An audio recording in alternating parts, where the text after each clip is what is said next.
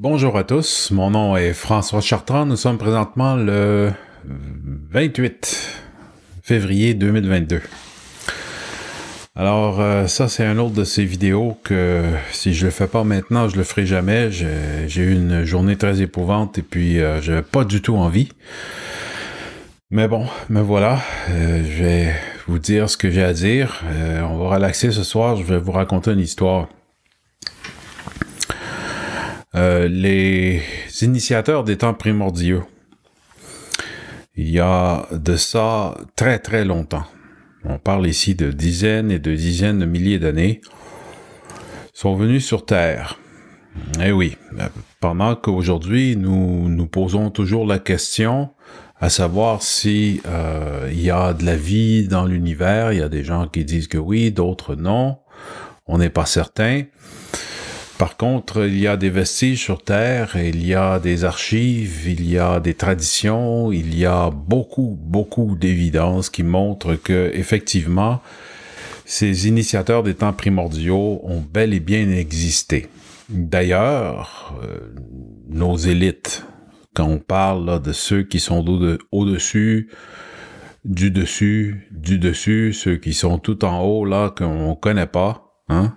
Et on peut s'imaginer savoir, mais selon moi, il demeure encore un grand mystère, un voile qui recouvre toute l'affaire, mais eux le savent. Et donc, c'est dans cette optique que je vous explique que les dirigeants de notre monde sont tout à fait au courant du fait que notre civilisation a été implanté ici par des forces qui viennent de l'au-delà.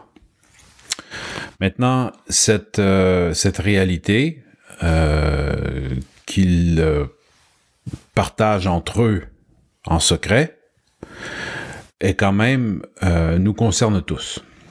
Et c'est pour ça que je vous en parle maintenant. Donc, au départ, nous avons sur Terre, il y a très longtemps de ça, des êtres venus d'ailleurs qui ont pris place, j'en ai déjà parlé, qui ont pris place dans des corps humains, une race, et ils étaient des êtres vraiment splendides, extraordinaires. Ils avaient une stature très imposante, ils étaient extrêmement beaux à voir et leur intelligence était si élevée en vibration qu'on pouvait distinguer une lumière qui émanait d'eux. Ils étaient détenteurs de connaissances extraordinairement avancées. Ils étaient un petit nombre et les humains de l'époque, qui étaient à cette époque des chasseurs-cueilleurs qui n'avaient pas encore construit de cité, qui ne connaissaient pas les arts et les sciences de la civilisation. Donc, à l'époque, nous étions sauvages et nous avons vu apparaître ces êtres civilisés qui étaient détenteurs d'une connaissance très, très avancée. Chacun dans sa discipline était maître de sa discipline et ils avaient la maîtrise de ces disciplines était véritablement stupéfiante. Et évidemment, dans ce contexte, avec une telle disparité, une telle inégalité, on a tout de suite voulu les aduler comme des dieux. Mais eux n'étaient pas intéressés à être adulés en tant que dieux. Parce qu'ils appartenaient à une hiérarchie et ils étaient conscients du fait qu'ils étaient des subalternes à une hiérarchie très très ancienne et très vaste qui adorait tous un être suprême, une intelligence suprême et que c'était le consensus parmi eux. Maintenant, ce qui est difficile pour nous, c'est parce que depuis cette époque, et je vais vous expliquer plus tard pourquoi, mais depuis cette époque, nous avons sombré à travers le processus d'involution nous avons régressé à un point tel qu'aujourd'hui, nous vivons dans une telle illusion, que certains appellent la matrice, que, au bout du compte, les mots qu'on utilise, notre vocabulaire, qui est rattaché à notre perception des choses, à notre conception des choses, est tellement biaisé, est tellement recouvert d'illusions, qu'il n'y a rien en ce monde qui fasse écho dans leur monde.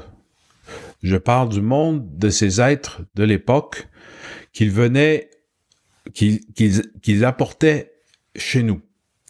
Ils apportaient une certaine compréhension, une certaine vision de l'univers qui aujourd'hui est pratiquement totalement éteinte dans la vaste majorité de la population. Et ceux qui en ont gardé des vestiges en sont venus à être complètement dénaturés de par l'écoulement du temps, parce que vous savez, le temps a cette fâcheuse tendance à tout détruire dans un monde mortel. Mais eux, d'où ils viennent, les choses ne se terminent jamais. Ils viennent d'un univers où la vie est éternelle. Ils sont ici parmi nous à essayer de nous apprendre à mieux comprendre et à mieux connaître cette réalité. Mais il s'est passé des choses qui ont complètement fait dérailler leur projet. Mais au départ, ce sont des êtres réellement exceptionnels, extraordinaires, et qui méritent le plus grand respect.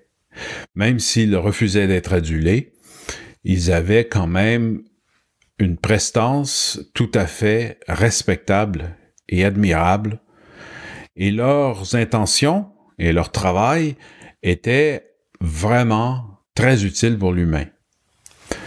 Et dans ces conditions-là, nous avons beaucoup progressé et ça a été le début de notre civilisation. C'est comme ça que la civilisation a commencé sur Terre. Ça ne vient pas d'autre chose que de l'intervention de ces êtres illuminés, extraordinairement évolués, qui ont pris sur eux la mission de venir ici nous prêter main forte pour bâtir une civilisation. Maintenant, les choses ne se sont pas passées comme prévu. Il y a eu un événement extrêmement important à comprendre pour nous aujourd'hui. Est apparu sur la scène une idéologie, une philosophie qui considérait que le plan qu'ils devaient exécuter n'était pas le bon. Ils avaient parmi eux des dissidents qui ont adhéré à cette thèse qui a fait d'eux des rebelles à la mission qu'ils avaient entreprise. Et à partir de ce moment, cette dissension a eu des conséquences. Même pour ceux qui sont restés fidèles au mandat originel qu'ils avaient obtenu des plus hautes autorités de l'univers, qui, malgré leur extraordinaire prestance, leur magnifique allure, les rendaient eux-mêmes très humbles, parce qu'ils savaient que d'où ils venaient, ils ne sont pas si impressionnants que ça. Il y avait d'autres réalités dans le monde d'où ils venaient qui mettaient tout en perspective et qui rendaient leur grandeur très, très relative. Et que ce n'était pas juste et correct, dans les circonstances, d'exploiter leur position de supériorité envers des êtres tels que les humains de l'époque, qui, eux, étaient au tout début. C'est un peu comme un adulte face à un enfant. On ne va pas commencer à se mesurer. On sait très bien que l'enfant a besoin de temps et de façon aimante, on va le soutenir à son rythme, à sa manière, sans trop mettre de pression. C'était la position, la mentalité de ces êtres très, très évolués, c'est qu'il n'était pas utile de se comparer aux humains et que ce n'était pas nécessaire, bien qu'un enfant puisse être impressionné par un adulte, l'adulte sait très bien que c'est malsain de profiter de cette impression que l'enfant a pour le manipuler.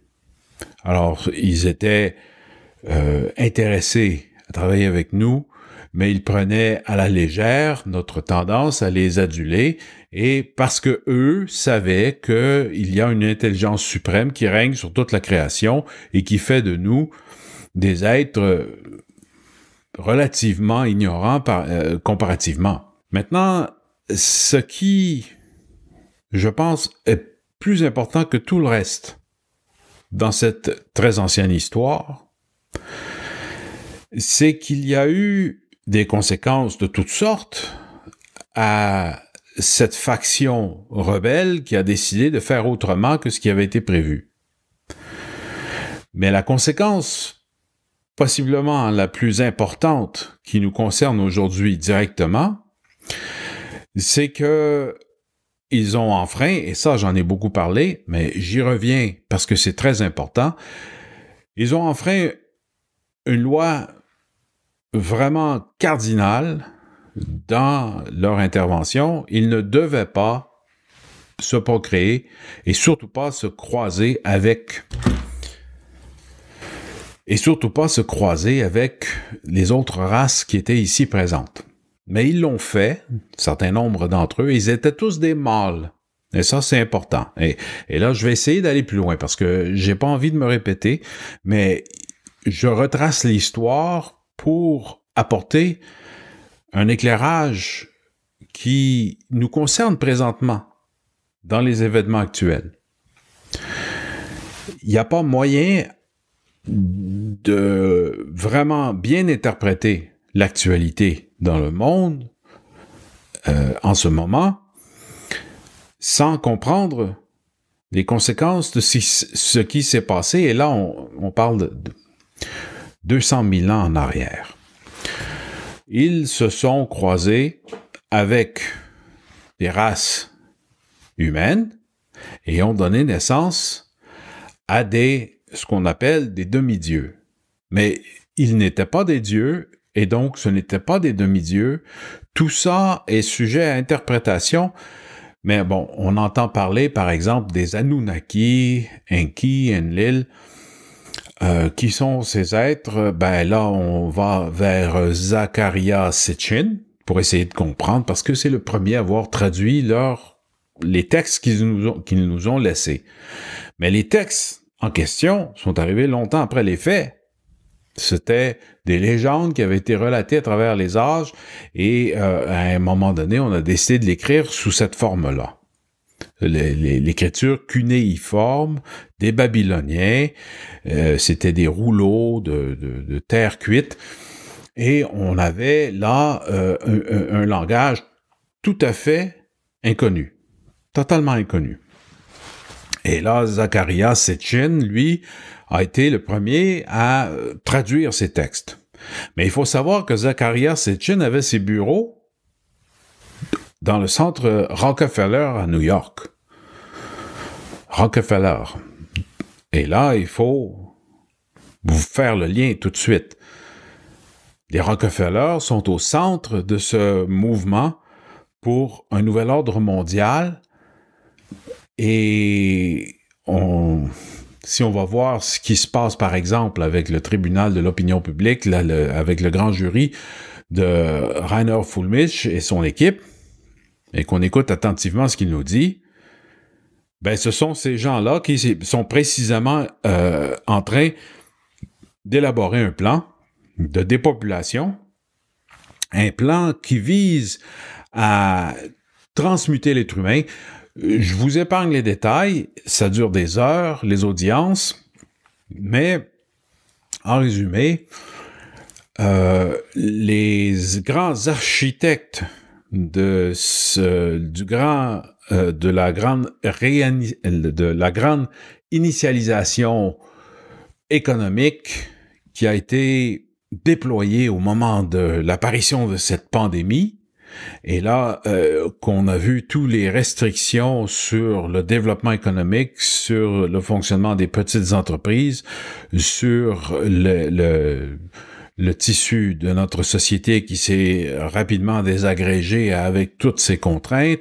Et on se rend compte dans les témoignages qui ont été livrés sur cette commission qu'il s'agit là de la continuité d'un long processus qui a été engagé il y a très longtemps, il s'agit en fait de démanteler notre civilisation morceau par morceau pour donner place à un nouvel ordre mondial qui est en fait l'idée, l'un des moteurs de ce mouvement, ben on les retrouve avec le groupe Rockefeller.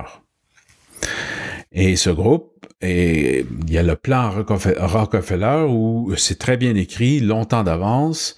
Qu'est-ce qu'ils entendaient par une pandémie? C'était quoi l'idée, fondamentalement? Ce n'était pas, en fait, de soigner la population, c'était de trouver une façon, une diversion pour apporter cette déconstruction systématique sans que les gens s'en rendent compte. Donc, on parle de gens furtifs, hypocrites, des gens qui ont ce secret et ils cachent des choses. Maintenant, Zecharia Sitchin est lié à ça. Selon moi, je vous demande pas de me croire, mais c'est ce que je pense. Du fait qu'il avait son adresse exactement à cet endroit, et je veux dire, ça ne peut pas être une coïncidence. Et qu'est-ce que la traduction, parce que ce qui est arrivé ensuite, c'est que là, il y a eu une flambée de spéculation sur cette interprétation du langage des Sumériens, des Babyloniens, mais tout était basé sur cette traduction initiale de Zecharia Sitchin.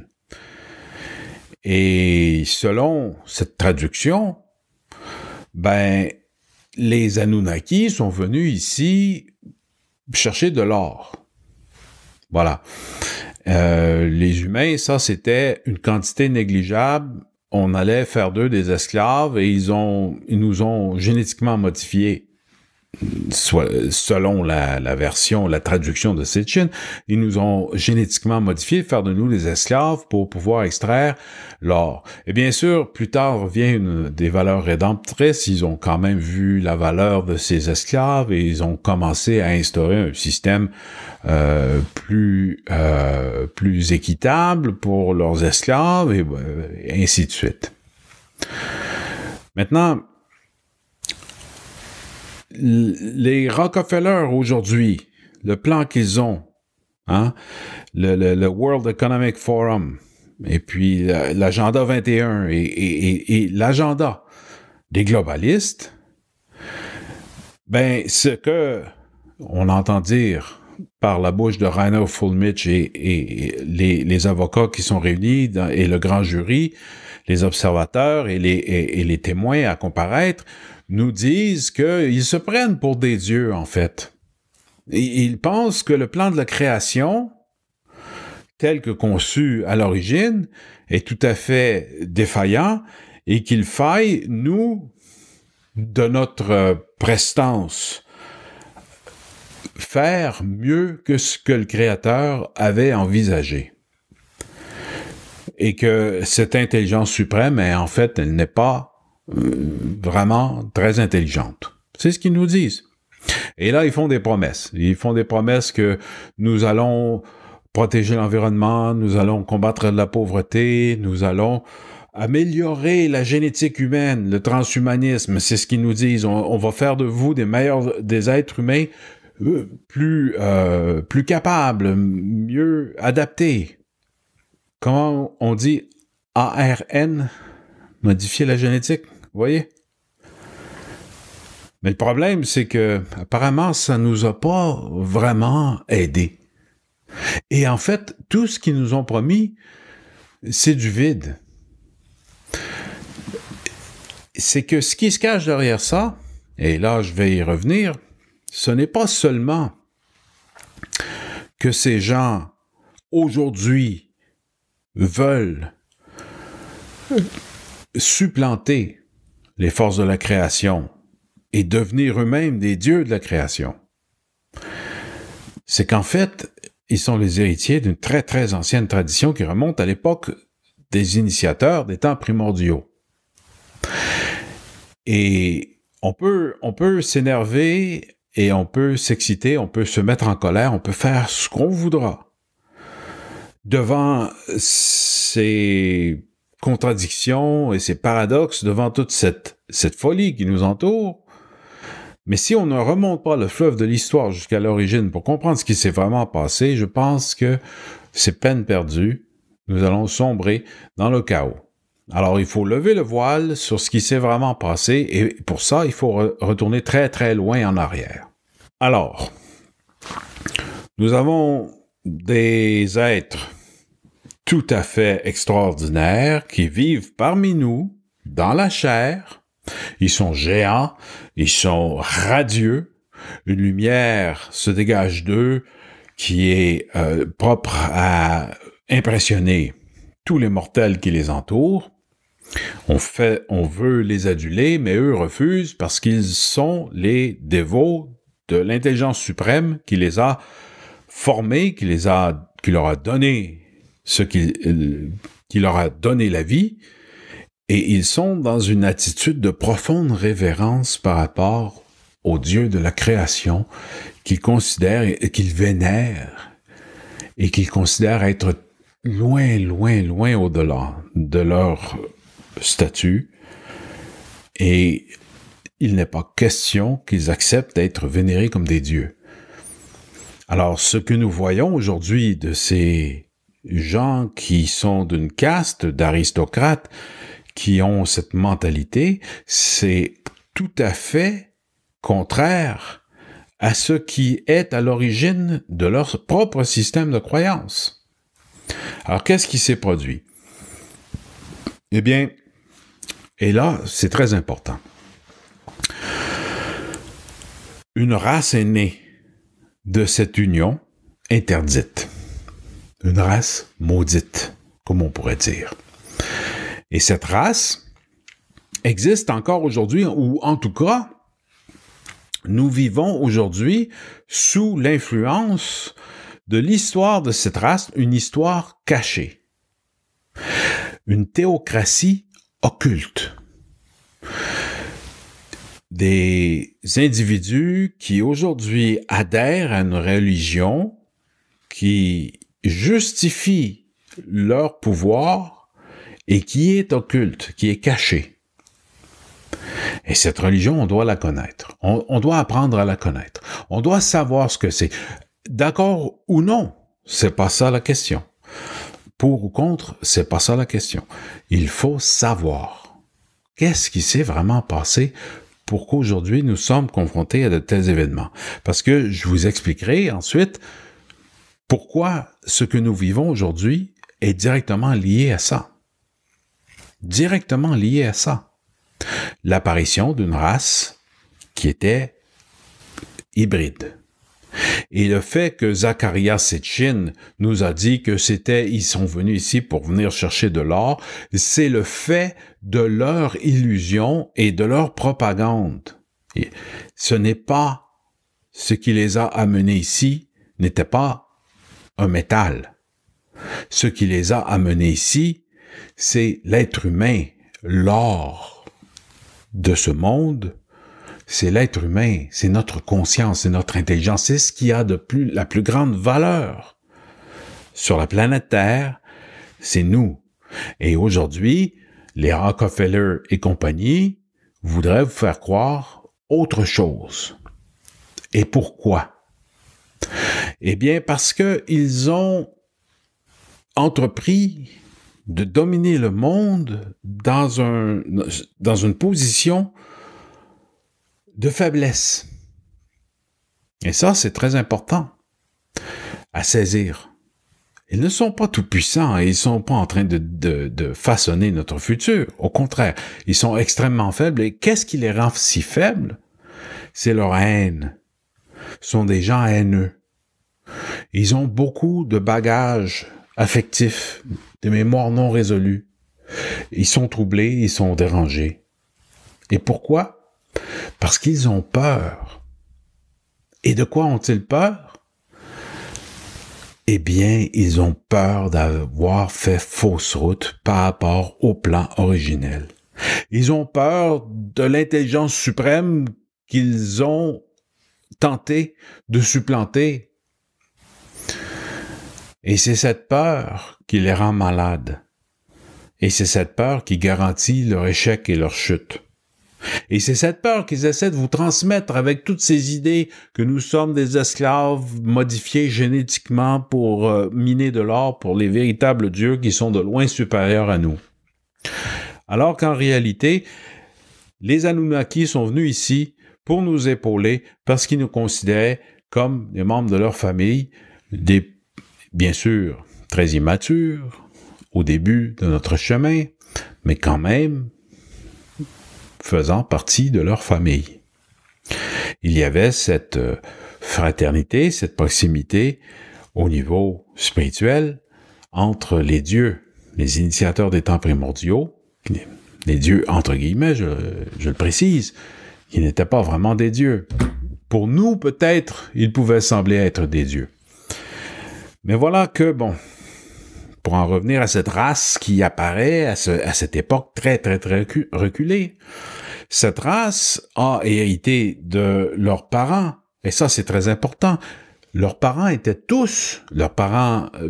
pseudo-divins, étaient tous des mâles, des hommes. Et si vous voulez savoir pourquoi le patriarcat règne aujourd'hui, ben c'est lié à cette histoire. Hein? Ils étaient tous mâles et ils ont eu des enfants avec des femmes humaines. Donc, tous ces demi-dieux, ces hommes de renom, comme la Bible nous dit, étaient tous issus de pères, soi-disant divins, et de mères humaines. Et donc, c'était les mâles qui avaient donné naissance à leur religion, et c'est une religion de mâles.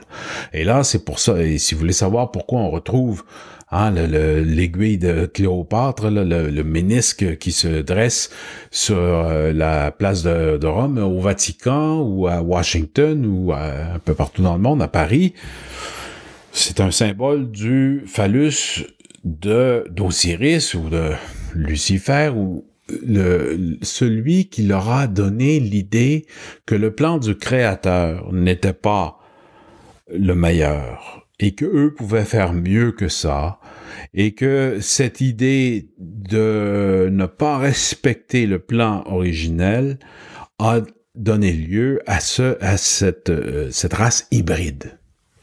Donc une race qui est née de cette rébellion. Cette race qui a jalonné toute l'histoire de l'humanité.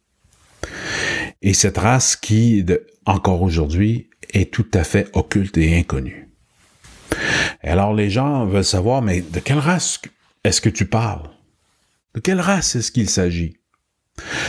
Ben, selon ma compréhension, et je ne détiens pas la vérité, je ne sais pas vraiment, parce qu'il y a tellement d'illusions en notre monde concernant ce sujet plus particulièrement, c'est très difficile de voir clair. Moi, je vous livre ici mes meilleures observations sans en avoir aucune certitude finale. Je ne sais pas exactement, mais ce que j'ai l'impression, c'est que cette race est éteinte. Elle s'est croisée depuis si longtemps qu'elle est disparue. Mais les traces de sa présence sont présentes partout dans le monde.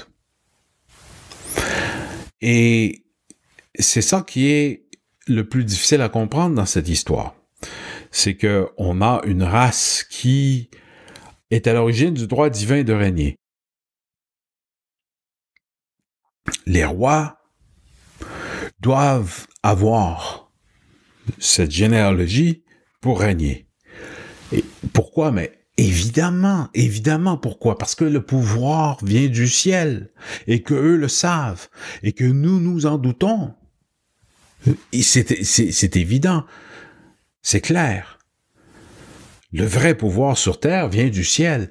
Tout ce qui est sur Terre vient du ciel. Il y a un lien entre nous et le cosmos qui est indéniable et nous devons évidemment conclure que si il existe parmi nous des êtres dont la généalogie remonte au cosmos, vient du cosmos, et qu'en plus de ça, ils ont hérité d'une science d'origine cosmique qui a été déposée parmi nous comme un héritage céleste, bien évidemment qu'ils vont régner sur nous, évidemment. Mais pourquoi est-ce que c'est devenu une théocratie occulte? Pourquoi est-ce que c'est caché maintenant? Très bonne question. Et je ne prétends pas avoir la réponse. Mais voici ma théorie.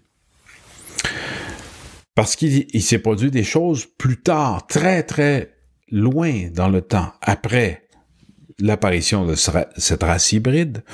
Imaginez, là, il y a une race hybride, ils sont carrément incontournables, hein? Ils ont un pouvoir vraiment extraordinaire, on ne sait pas quoi faire avec eux autrement que de leur obéir, et ils se répandent un peu partout sur la terre, et ils forment des royaumes chez d'autres peuples.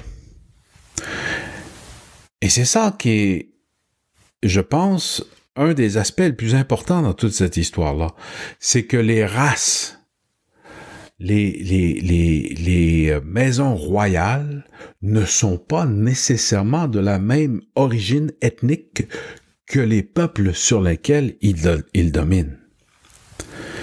Et dans les commentaires, quelqu'un me disait, tu te trompes, les Mérovingiens étaient des Celtes. Et ils ne faisaient pas partie de ce groupe dont tu mentionnes, c'est plutôt les Carolingiens. Et j'ai habité, moi, dans la région de Charleroi, où les Carolingiens, à une époque, avaient leur capitale. Et aujourd'hui encore, on appelle les gens de cette région les Carolos. Et je me souviens d'un bâtiment en ruine qui s'appelait Carolo Béton. En tout cas, une anecdote. La chose est que les Mérovingiens n'étaient pas de la même race que les Francs, même s'ils étaient leur royauté. Et selon moi, on retrouve ce schéma un peu partout dans le monde. Et cette race qui est disparue a laissé des petits, sur tous les continents, dans de très nombreux peuples. Même chez les Chinois. On a des empereurs qui étaient descendants de cette race, mais métissés, évidemment, croisés avec les peuples sur lesquels ils régnaient. Mais ils avaient cette origine, l'origine de cette race. Et c'est pour ça que les gens ont de la difficulté. C'est très ambigu comme question. Mais de quelle race tu parles? Ben, c'est une race éteinte, mais qui est présente dans les royautés de nombreuses autres races et de nombreux peuples à travers le monde et à travers l'histoire. Même chez les Amérindiens du continent américain, on a des légendes qui nous parlent de chefs de tribus amérindiennes qui étaient d'une autre race. Et en plus de ça, on a un très ancien croisement. Et c'est là où ça devient, je pense, crucial de bien saisir les nuances. Et je sais que pour beaucoup de gens, c'est impossible. Donc, je ne me fais pas d'illusions par rapport à ce que l'audience ici sur YouTube en ce moment comprendra. Je parle à vous qui avez déjà fait un travail initial pour arriver à comprendre ce que je vous dis. Il y est arrivé longtemps après l'apparition de cette race, une autre race. Celle des descendants d'Adam et Ève. Dans notre religion, pour ceux qui sont chrétiens, on nous dit que Adam et Ève sont les deux premiers humains. Eh bien non. Et je pense que ça, c'est pas difficile à contredire comme notion religieuse. Et d'ailleurs, il y a un lien avec ce concept, l'idée que Adam et Ève aient pu être les premiers humains il y a environ 6000 ans, alors qu'on sait très bien que l'humanité est beaucoup plus ancienne. Mais tout de même, la théorie demeure extrêmement intrigante si elle s'avérait juste. Il y a environ 6000 ans apparaît une nouvelle race avec 2 parents qu'on appelle Adam et Ève et qui sont à l'origine des lignées qui vont donner naissance aux religions abrahamiques. Les 3 grandes religions abrahamiques. Les descendants d'Abraham, parce qu'Abraham lui-même était descendant de Adam. Et donc, quelle est cette race? Et bien là, nous avons un terrible scandale. Apparemment, les Blancs seraient arrivés après les autres races et seraient les descendants d'Adam et Ève. Oh, mon Dieu! Et c'est pour ça que les nations chrétiennes sont majoritairement peuplées de Blancs. Mais vraiment, l'homme blanc, est-ce que ça existe vraiment? Eh bien non. Parce que, à l'origine, Adam et Ève étaient, leur trait ratio était blond, roux, les yeux verts, bleus. Ils étaient très pâles, comparativement à tous les autres races. Ils étaient une minorité visible, ils étaient en très petit nombre, et leur apparence détonnait énormément avec toutes les autres races. C'était clair à cette époque, on savait qu'ils étaient d'une autre race très précisément définie par leur pâleur. Maintenant, aujourd'hui, quand on parle de l'homme blanc, est-ce que tous les hommes blancs ont les cheveux blonds, roux, les yeux bleu-vert? Non. On a de nombreuses nations composées soi-disant d'hommes blancs. En fait, les yeux bleus ou verts, il n'y a aucun pays sur Terre où ces gens sont majoritaires. Donc, encore une fois, pouvons-nous parler d'une race éteinte? Peut-être oui, peut-être non. Moi, j'en sais rien. Tout ce que je sais, c'est que c'est une très longue histoire, il s'est passé beaucoup de choses et c'est très dangereux de sursimplifier. Mais imaginez que Ève ait eu un enfant avec un homme autre que Adam. Un homme qui était descendant des Anunnaki. Un homme qui appartenait à cette race, qui avait produit des maisons royales partout dans le monde et qui avait construit des pyramides et des vestiges de civilisations extrêmement avancées parce qu'ils étaient détenteurs de la connaissance de leurs parents, qu'ils étaient tous des mâles. Et leur patriarcat avait créé dans le monde une civilisation qui était déjà le plan à l'origine.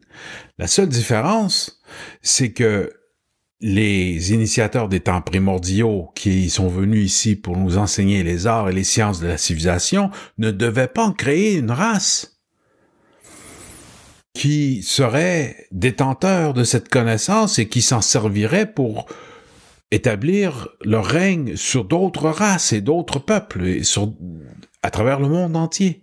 Et que ça, c'était une anomalie. Et que cette race de rois qui régnait sur de nombreux peuples à travers le monde était en infraction, était en violation de la loi divine. Et ils devaient assumer ce choix qu'ils ont fait. Ils se sont placés comme ayant supplanté la divinité qui les avait mandatés. Cette intelligence suprême n'était plus maître de la situation, n'était plus aux commandes à partir du moment où ils ont décidé de leur propre chef de faire à leur tête, en contradiction, en violation de la volonté du Père Céleste. Et donc, ils avaient à faire cette démonstration de leur supériorité et de leur divinité, et de leur règne devait absolument être effectif, sinon leur faute serait dévoilée. Vous voyez? Et à partir de ce jour, ils ont exercé un pouvoir tyrannique pour pouvoir démontrer qu'ils avaient raison d'avoir contrevenu à la loi divine et à imposer leur volonté sur les humains en tant que divinités eux-mêmes. Et ce que l'histoire nous dévoile, c'est que dans leur fort intérieur, ils ont toujours craint les conséquences de leurs décisions. Parce qu'ils ont toujours su, en fait, que l'intelligence suprême ne peut pas se tromper. Ils ont toujours eu ce doute en eux. Maintenant, ce doute les a rendus fragiles. Et cette fragilité, cette crainte qu'ils avaient, ils l'ont masquée avec la méchanceté, ce qu'on appelle le mal. Ils sont devenus malins parce qu'ils avaient peur de ce qu'ils avaient fait eux-mêmes. Et c'est la nature même du mal. La méchanceté est le masque de la peur.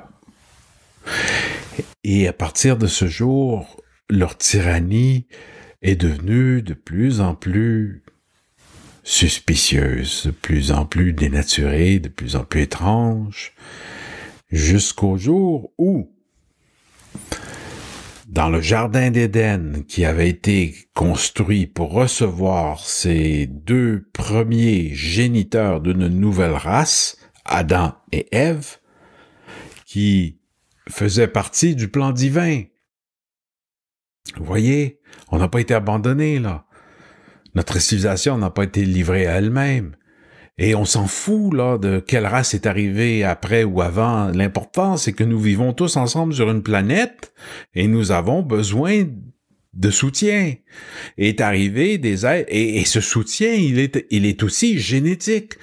Mais on ne parle pas de transhumanisme, là.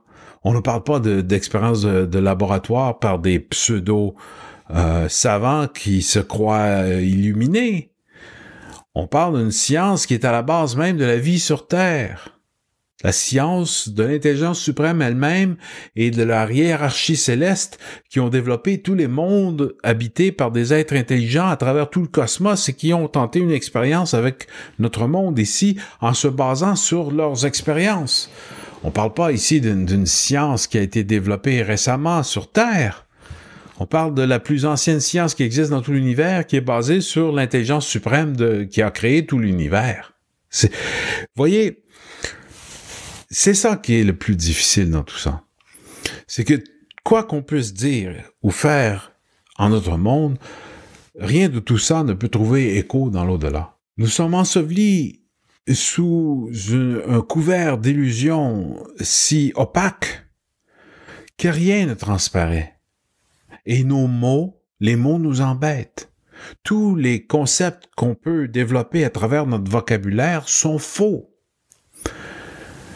Et si je vous dis, le cosmos fonctionne selon un principe de démocratie parce qu'il y a un consensus, il ne s'agit pas du tout de la démocratie comme on l'entend.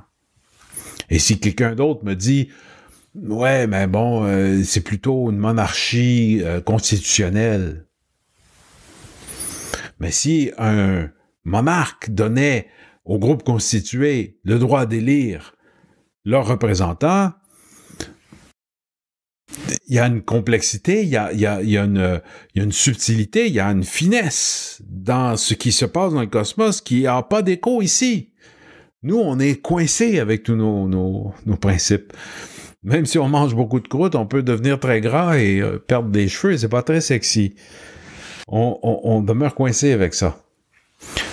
On est incapable d'articuler des concepts qui ne peuvent nous apparaître que par révélation à partir du moment où notre cœur est ouvert à ça. Il faut vider sa coupe. Il faut lâcher prise, il faut laisser de la place pour la révélation. Alors imaginez que Ève, dans son ministère, elle est confrontée à cette anomalie, à cet anachronisme, à la présence sur Terre de cette race qui est en violation des lois divines et qui prend beaucoup de place. Elle est très dominante et est là à gérer cette situation. Et dans son cœur de mère aimante, elle est inquiète pour sa famille, pour ses descendants, parce qu'Adam et Ève pouvaient vivre longtemps. Et leurs descendants étaient très nombreux, ils formaient un peuple. Et elle était inquiète pour sa progéniture, pour ses enfants. Elle se demandait qu'est-ce qui arriverait à cause de la présence de cette race qui défaisait cette harmonie initiale. Adam, bien sûr, lui, avait un mandat très clair. Il était le régent planétaire. Et le trône d'Adam. Il avait cette responsabilité de régner dans l'espace temporel. Évidemment, son amour pour sa femme était incommensurable. Ils étaient un couple vraiment uni. Leur mariage était devant Dieu. Ces deux-là étaient inséparables. Mais Ève, étant une femme, avait une vision différente des choses. Elle voyait que, sur le plan spirituel, il y avait un écueil qui attendait son peuple. Et son cœur de mère l'a poussé à essayer par tous les moyens de trouver une solution pour amenuiser les tensions entre son peuple, ses enfants, et cet autre peuple belliqueux, menaçant, puissant et dominant, qui est en train de lui faire perdre confiance dans le plan divin, elle aussi, mais elle y croyait avec tout son cœur et tout son amour. Et ce qu'elle a conçu comme solution, elle s'est dit, si j'ai un enfant qui est hybride, il pourra régner sur les deux peuples et apporter la paix. Voyez, sa vision était spirituelle à Ève. Elle croyait sincèrement que par l'amour, on pouvait tout vaincre. On pouvait tout résoudre. Et elle a aimé cet homme qui n'était pas Adam, qui n'était pas le diable non plus, qui était simplement un homme d'une race qui était problématique pour le jardin d'Éden et pour sa postérité. Et on parle dans la Bible et dans la religion catholique, on parle de la faute d'Ève. Moi, je ne pense pas qu'Ève ait commis de faute. Ève a agi comme une mère aimante doit le faire. Elle s'est servie de son amour et de tout ce qu'elle avait comme outil. Et sa plus puissante outil, c'était cette capacité, cette faculté qu'elle a de donner la vie. Et elle s'est dit, si j'ai un fils qui est un métis, ça va régler les problèmes. On va pouvoir vivre en paix et mon peuple ne sera plus menacé. Malheureusement, Ève n'était pas consciente de tous les paramètres en présence. Parce que il y avait, parallèlement à son existence sur Terre dans le monde matériel, aux côtés de son mari Adam, il y avait la principauté planétaire, il y avait le prince planétaire d'Aligastia, qui lui était invisible et qui était d'un ordre de créature qui avait un pouvoir quand même extrêmement important sur le mental. C'est un être extrêmement intelligent et très rusé. Et lui avait embrassé la rébellion de Lucifer et il s'est dit, c'est une bonne manière de faire avancer mon plan, c'est d'induire Ève en erreur. Ève a été trahie par le prince planétaire qui a manipulé ses sentiments en tant que mère, en tant qu'épouse, en tant que reine. Ève n'a pas commis de faute. La faute, on la retrouve plutôt avec Adam, qui a refusé d'être séparé de sa femme, parce qu'à partir du moment où elle avait conçu un enfant avec cette race, avec un homme de cette race, elle ne pouvait plus participer au plan tel que conçu par l'intelligence suprême, et qui était très spécifique, et avec son geste, elle s'était mis en retrait de ce plan, et c'était à Adam, qui était le régent, qui devait prendre la suite.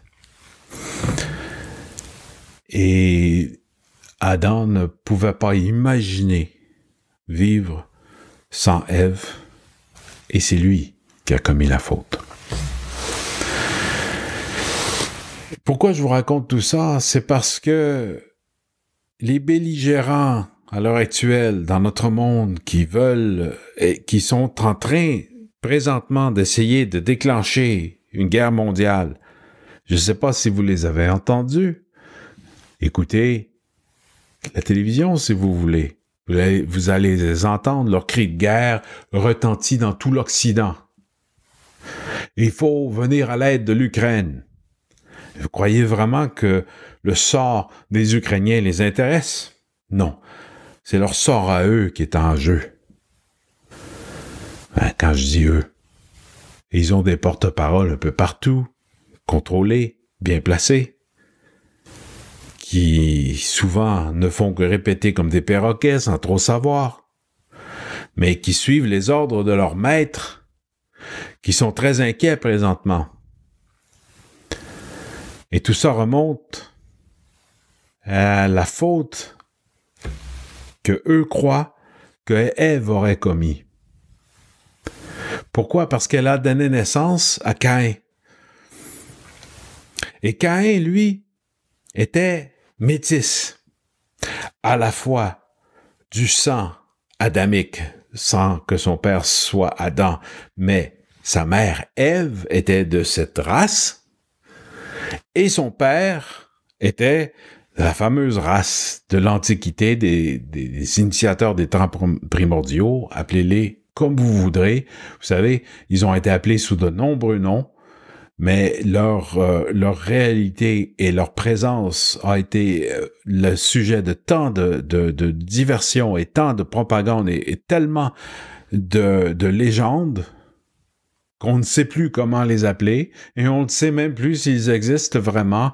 Pur sang, je ne crois pas, mais tout de même, les familles royales du monde entier tirent leur généalogie de cette très ancienne histoire, et c'est au moment de l'apparition de Caïn qu'ils ont eu cette prétention à être les véritables dirigeants de la descendance d'Adam. Et donc cette race aryenne-là, les Blancs, les gens pâles, qui sont croisés, évidemment, qu'il n'y a pas il y a plus d'exemples.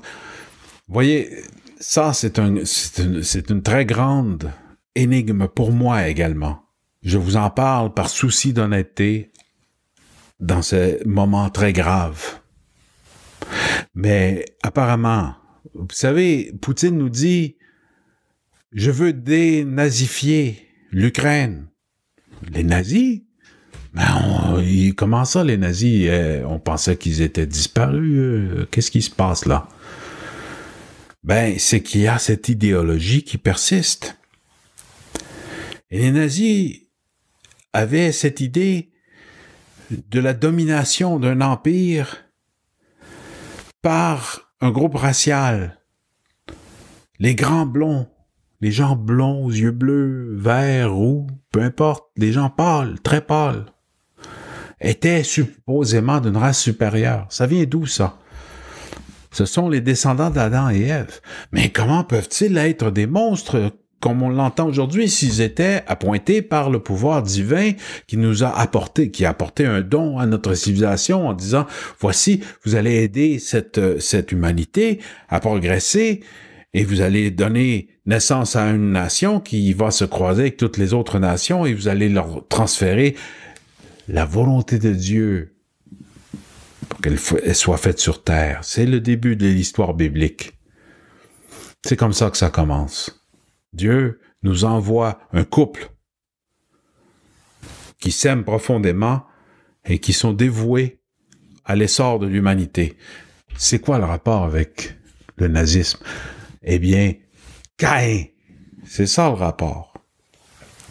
C'est que lui, sa descendance vont devenir un peuple qui va, comme les ancêtres de son père, va régner avec le droit divin de régner venu du cosmos, mais avec la prétention d'être à la fois descendant des Anunnaki et de Ève. Et c'est là où le patriarcat va dominer le matriarcat de la chrétienté. Et c'est là que les mariages arrangés vont devenir extrêmement stratégiques. Parce que les descendants de Ève, même si Caïn était un homme, son fils, ses filles à lui, et les descendants de mère en fille, vont porter cette symbologie de la mère Ève. Et d'ailleurs, quand on parle de Mérovée, c'est la mère Ève. Les Mérovingiens sont les descendants de Ève et des Anunnaki.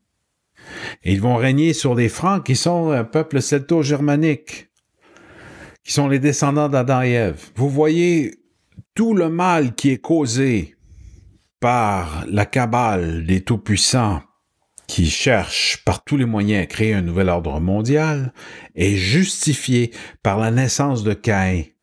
Parce que Ève aurait, elle aussi, enfreint la volonté divine.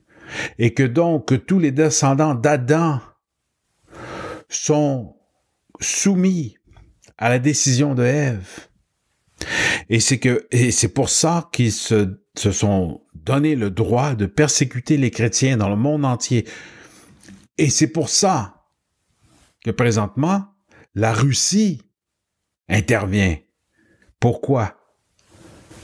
Parce que la révolution bolchevique, qui était anti-religieuse, a fait preuve d'une si grande cruauté que les Russes se sont réveillés et ils se sont dit, c'est pas normal que nous soyons persécutés à un point tel. Et ils ont commencé à comprendre que les valeurs chrétiennes étaient fondées sur des choses valables et qu'il valait la peine de les défendre. Qu'un homme et une femme sont capables de donner la vie et que ça devrait demeurer au centre de notre société. Vous savez, la relation entre l'homme et la femme est extrêmement complexe et difficilement compréhensible. C'est un grand mystère et c'est un grand défi. Et ça demande un amour divin pour y parvenir à relever ce défi de vivre hommes et femmes ensemble côte à côte sans jamais vraiment se comprendre, mais toujours interdépendants. Et ceux qui incitent à la guerre des sexes commettent le pire crime contre l'humanité qui soit. Parce que c'est déjà assez compliqué comme ça, d'arriver à se comprendre et à s'aimer, sans qu'en plus on ajoute des niveaux de difficulté exagérés. Pourquoi est-ce qu'on a besoin de plusieurs genres, alors que 2 nous suffit pour donner la vie et pour la préserver également, pour la défendre, pour la chérir? Alors, est-ce que Ève a vraiment commis une faute? Est-ce que la femme qui aime ses enfants, qui aime son mari, est-ce qu'elle est fautive? Cette compagne sur laquelle on peut toujours compter en tant qu'homme, la plus fidèle de tous,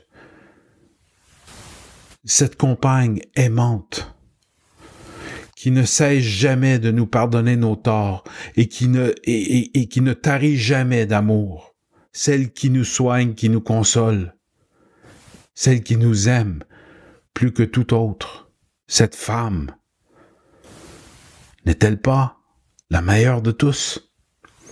Celle qu'on doit protéger à tout prix, pas parce qu'elle est faible, mais parce qu'elle est précieuse.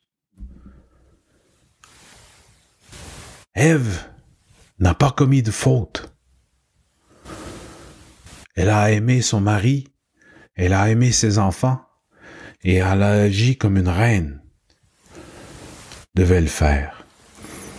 Et si aujourd'hui on a un culte basé sur la descendance de Caïn, qui renie le matriarcat, qui renie la féminité, et qui renie cet amour divin que seule la femme est capable d'incarner, mais c'est parce que ils ont peur du Créateur qui pourrait donner raison à Ève et qui pourrait donner raison au Christ et aux chrétiens et à l'homme blanc, qui est une race noble. Et c'est pour ça que le nazisme est la plus grande perversion qui soit, parce qu'elle cherche à salir cette race qui est un don du ciel pour l'humanité en entier.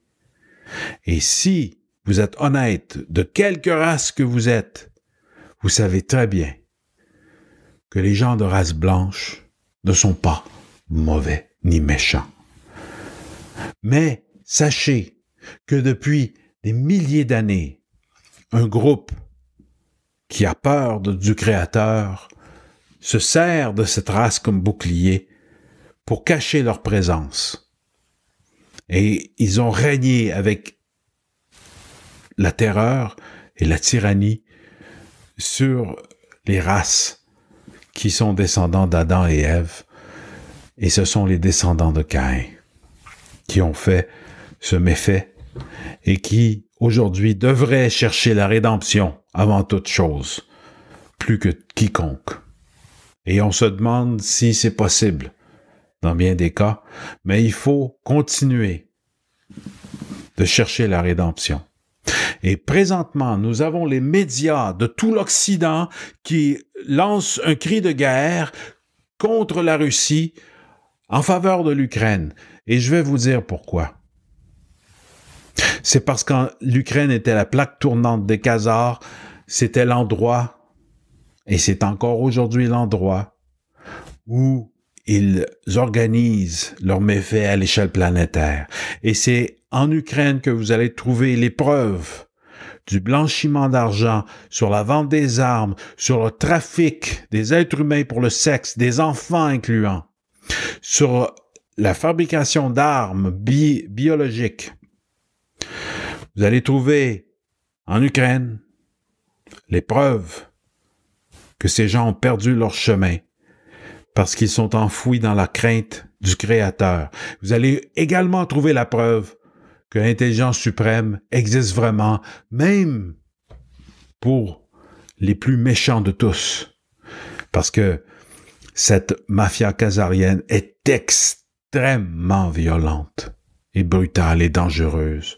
Ils ont organisé les guerres en vendant les armes aux deux clans, aux deux opposés, et ils ont orchestré la Première et la Deuxième Guerre mondiale, et ils sont en train d'essayer de déclencher une troisième guerre mondiale pour faire disparaître les preuves qui se trouvent en Ukraine. Et tous les cœurs éprouvés en ce moment-là qui se préoccupent du sort des pauvres Ukrainiens aux mains des méchants Russes. Est-ce qu'ils se préoccupent de ce qui se passe vraiment en Ukraine? Est-ce qu'ils se préoccupent de toute la corruption qu'il y a là-bas? Non. parce qu'ils en font partie, parce que c'est une corruption qui est mondiale. L'Ukraine est une plaque tournante de la criminalité engendrée par la violation des lois divines. Et c'est pour ça que tout l'Occident en entier, tous les médias, je parle, crient à l'unisson pour la guerre nucléaire s'il faut, parce qu'il faut détruire les évidences. L'Ukraine n'a pas d'importance pour eux. C'est la destruction des preuves de leurs crimes contre l'humanité qui est la cause de ce cri d'alarme pour la guerre nucléaire contre les Russes qui ne font que ce qui doit être fait. Alors, je vous remercie de votre écoute et je vous reviens le plus tôt possible. Merci.